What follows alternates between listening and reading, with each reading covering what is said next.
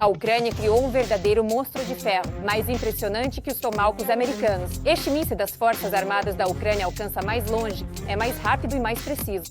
Os aliados estão impressionados, o Kremlin está chocado. O pássaro infernal da Ucrânia, o Flamingo, inaugura uma nova era de armamentos. A permissão dos aliados para atacar o interior da Rússia não é necessária. A frente de batalha está em ebulição, a ofensiva russa está afundando em sangue. O Kroos resiste, os ucranianos se mantêm firmes, o inimigo cai. SYRSKY fez uma declaração de emergência, não existe apenas um plano B, eu vou ceder.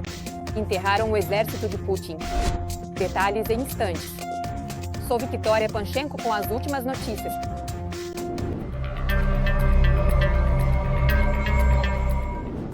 Melhor do que o Tomahawk.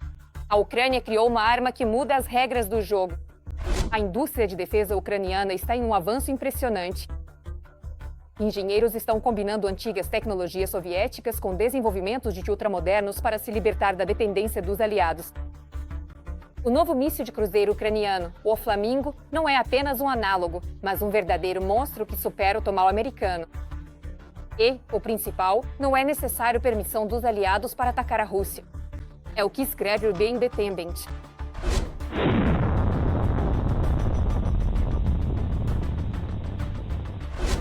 A publicação britânica revelou as características da arma ucraniana de longo alcance.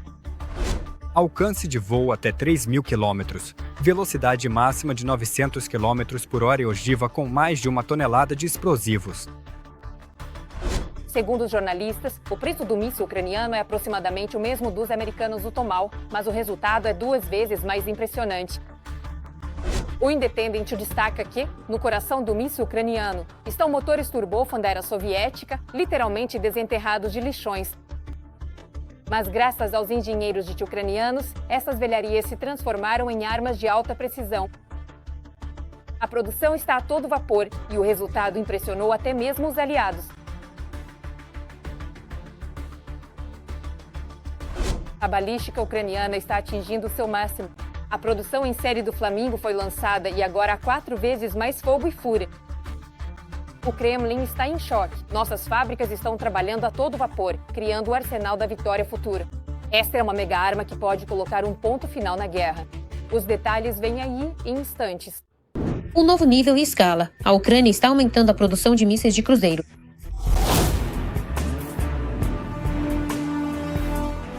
Os desenvolvedores do míssil ucraniano Flamingo afirmaram que a empresa está produzindo 50 mísseis por mês e planeja, até o final do ano, alcançar a produção diária de 7 mísseis.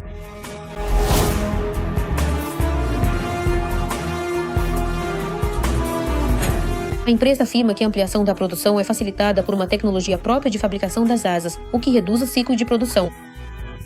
Vale lembrar que o míssil ucraniano pode voar até 3.000 km e carregar 1 tonelada de explosivos. Em agosto, o Flamingo atingiu alvos russos na Crimeia temporariamente ocupada. De manhã bem cedo, 3 mísseis foram lançados da costa ucraniana.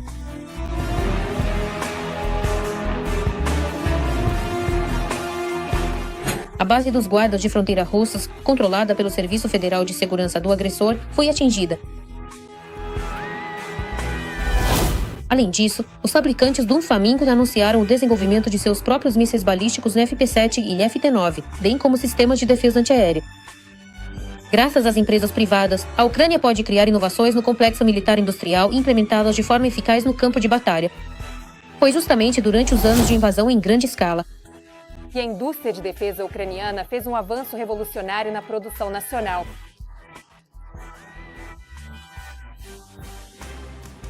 Uma versão modernizada do Neptune. A versão antinavio do Neptune foi modernizada para atacar alvos terrestres. E, no momento, devido à melhoria das características tático-técnicas, segundo os desenvolvedores, o alcance do Neptune chega até 1.000 km.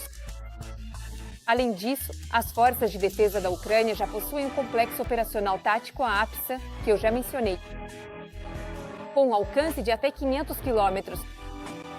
Além disso, durante os anos de guerra, as forças de defesa da Ucrânia demonstraram uma capacidade única de modernizar até mesmo modelos soviéticos de armamento. Estamos falando do sistema de mísseis antiaéreos S-200. Além disso, um dos desenvolvimentos mais importantes foram os mísseis antiaéreos, como a Palyantsia, Peklo, Rutan e Ambars. Durante o período da invasão em larga escala, a indústria de defesa ucraniana agradeceu.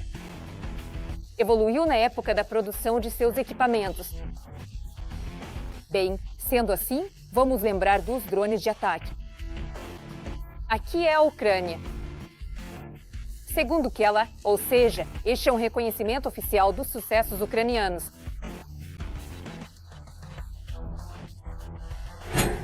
As Forças Armadas da Ucrânia estão atingindo com sucesso alvos militares da Federação Russa. As refinarias de petróleo estão na mira das forças de sistemas não tripulados. Os ataques de drones desativaram até 17% da capacidade de refino de petróleo da Rússia. Além disso, a Ucrânia está trabalhando ativamente na produção de drones interceptadores. O ministro da Defesa declarou que Kiev em breve alcançará a capacidade de usar pelo menos 1.000 desses VANTS por dia para se defender dos ataques russos. A Ucrânia ocupa posições de liderança atualmente na produção de drones interceptadores. Isso é o know-how ucraniano. Para entender a situação, durante a última provocação da Federação Russa com a violação do espaço aéreo da Polônia, para neutralizar drones Iskra Gerbera no valor de $10.000, os sistemas de defesa antiaérea dos países da OTAN usaram mísseis que custam $1.500.000. Enquanto isso, do lado ucraniano, neste momento, estão ampliando assim a chamada tática da parede de drones, ou seja, o uso de drones interceptadores. Também na Ucrânia está sendo desenvolvido um novo sistema de defesa antiaérea da classe Arar, capaz de proteger grandes áreas. Tudo isso significa que os desenvolvedores ucranianos demonstraram a capacidade de criar armamentos de alta precisão, capazes de destruir importantes alvos militares do inimigo a longas distâncias.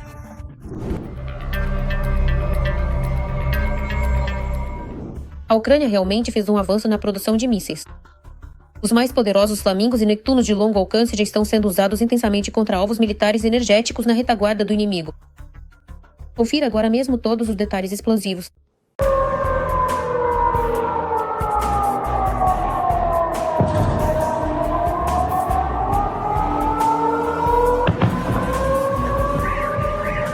As consequências da guerra desencadeada pela Rússia começam a voltar ao seu território, na forma de drones ucranianos e mísseis de longo alcance. O Estado-Maior sugere que após Belgorod, os moscovitas poderão aprender em primeira mão o que é um apagão.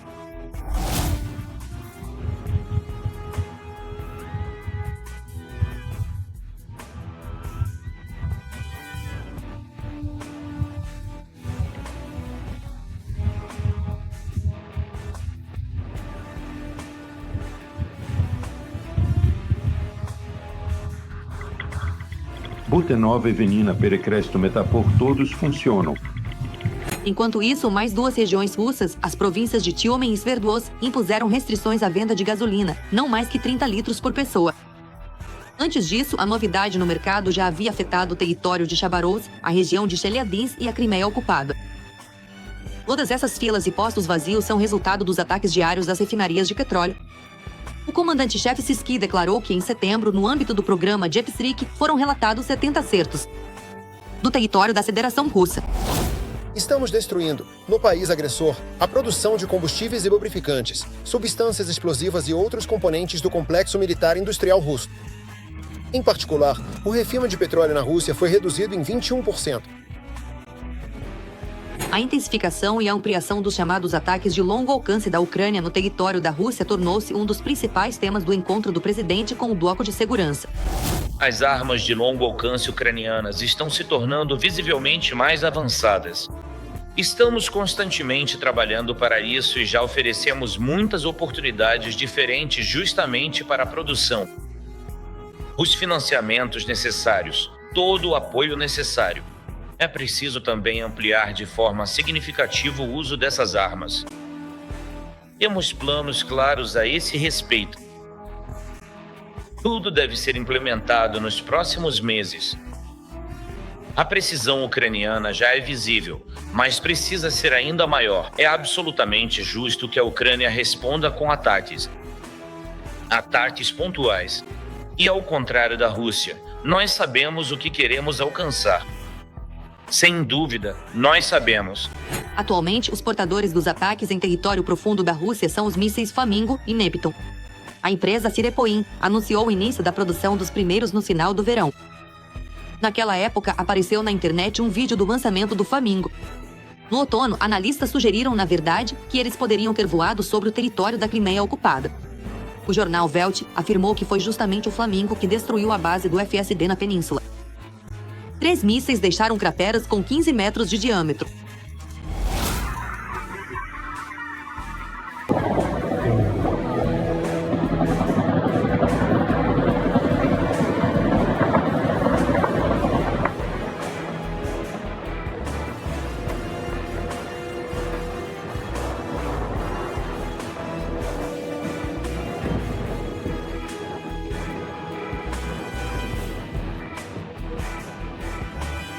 Retirei.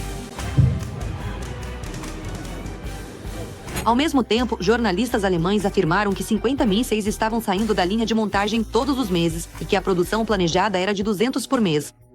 E agora os russos supostamente mostraram os destroços de um míssil Flamingo abatido. Segundo eles, ela foi atingida em território russo por um sistema Buk, a uma altitude de 100 metros e a uma velocidade de 600 km por hora. Pelo número de série, os ocupantes supõem que este é o 106º projétil fabricado. Em setembro, não há confirmação confiável de que o Flamingo destruiu a base do SSB. Analistas militares acreditam que por trás desses ataques, e não só deles, pode ter estado o próprio Netuno. Hoje, no complexo militar industrial ucraniano, já foram testadas e colocadas em produção 3 modificações dele. A 4ª está sendo preparada. Agora está passando por testes, é o Netuno de longo alcance. Esse alcança cerca de 1000 quilômetros. 1000 quilômetros. Agora ele está passando por testes e já teve, digamos assim, resultados positivos. Ele continua passando por testes e ao mesmo tempo está sendo preparada a sua produção em série. Eu acredito que essa série de Netunos, em primeiro lugar, torna o país bastante capaz. Revela o nosso potencial de combate, porque nem todos os países do mundo possuem mísseis de cruzeiro, e ainda mais mísseis de cruzeiro que, no futuro, serão tanto de base marítima quanto TSE, digamos assim, de diferentes alcances. Por razões óbvias, os armeiros ucranianos não falam muito sobre os ataques ao agressor. Mas o presidente Zelensky admitiu à imprensa que as forças de defesa até mesmo os combinam.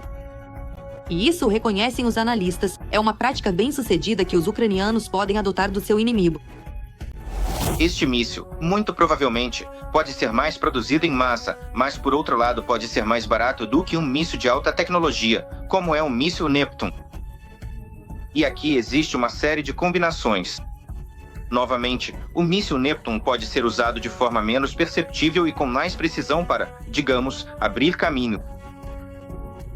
Ou, por exemplo, ao contrário, pode ser usado uma série de mísseis Flamingo, que serão muito visíveis, sabe, e baratos, como mísseis que servem para desviar a atenção das forças de defesa antiaérea do inimigo, enquanto o míssil Neptune passa nesse momento, e o míssil menos perceptível entra com mais precisão e causa um golpe direcionado.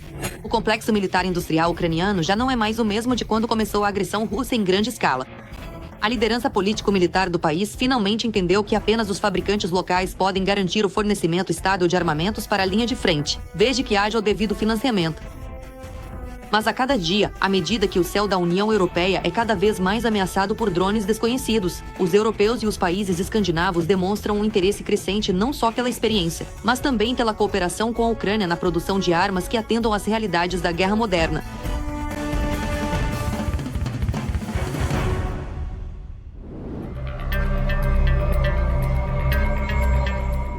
Os defensores ucranianos também estão enfrentando o inimigo na linha de frente. As tropas russas e ucranianas continuam combates intensos na direção de Pokrovsk.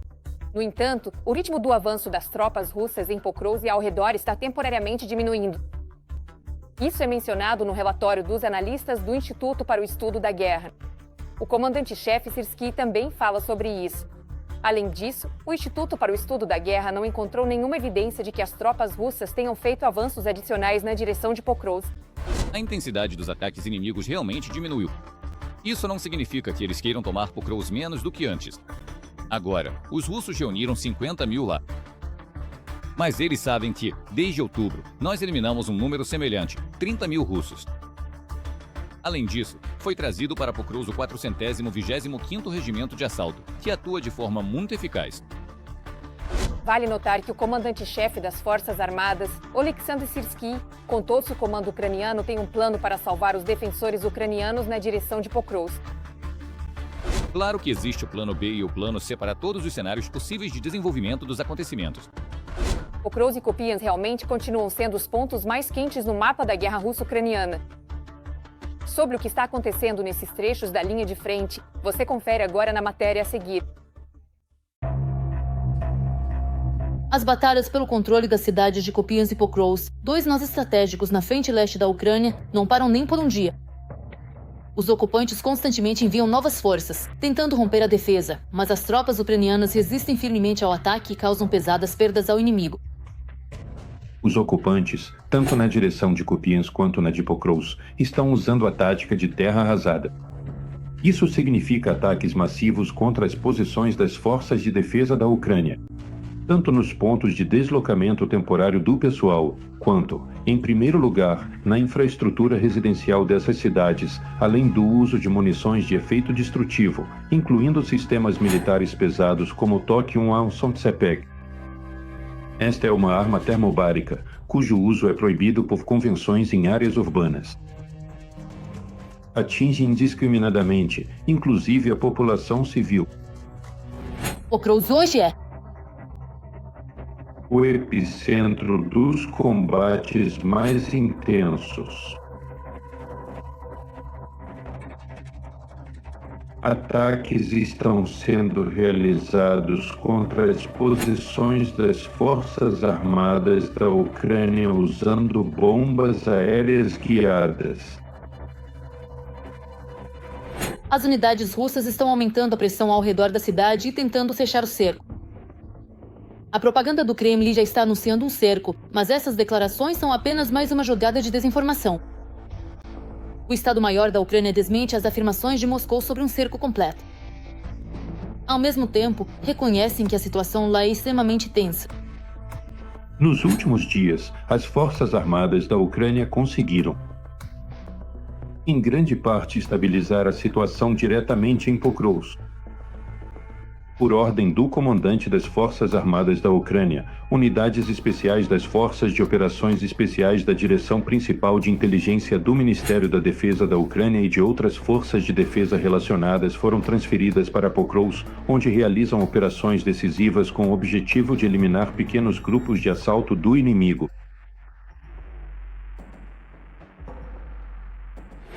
Além disso, os combatentes do 425º Regimento de Assalto Independente Skaland limparam o prédio da prefeitura em Pokrovsk e hastearam a bandeira da Ucrânia. Um símbolo não só de significado militar, mas também político.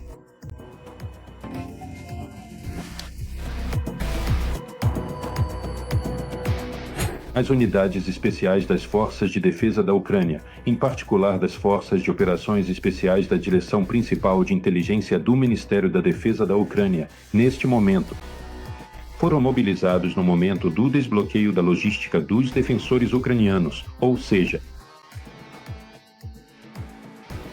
as rotas de entrega de munição, evacuação de feridos e realização de rotações do efetivo. Essa é a principal tarefa que está diante dessas unidades especiais. Na direção de Pokrovsk, também são visíveis sucessos táticos em setores adjacentes. No saliente de Dobropil, os defensores ucranianos tomaram o controle do povoado de Charkov. Isso completa os planos do inimigo para uma grande ofensiva e aumenta as chances de estabilização local. Este é o chamado avanço de Dobropil. Charkov, de fato, corta as unidades russas das bases de apoio logístico na retaguarda.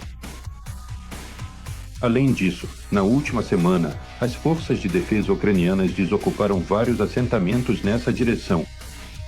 Estes são Kucherov, Yarshashov, Sukeshki. E isso melhorou significativamente a posição tática.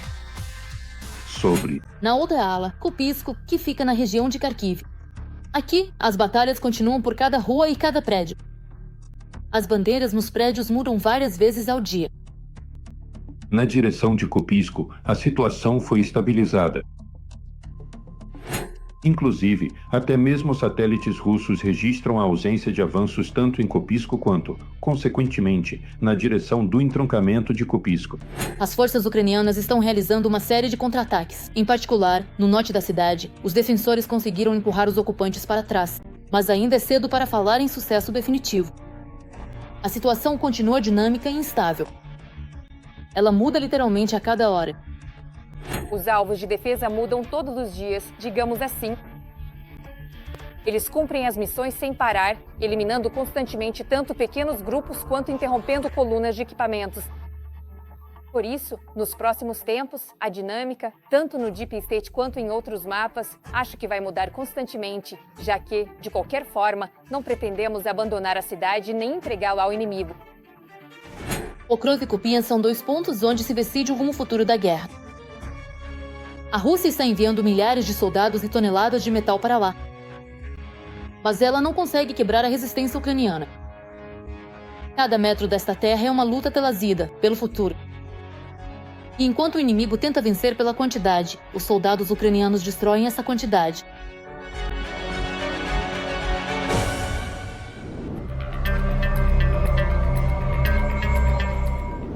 O que acham da situação em Pokrovsk? Esperamos seus comentários. Tem mais por vir, deixe seu like.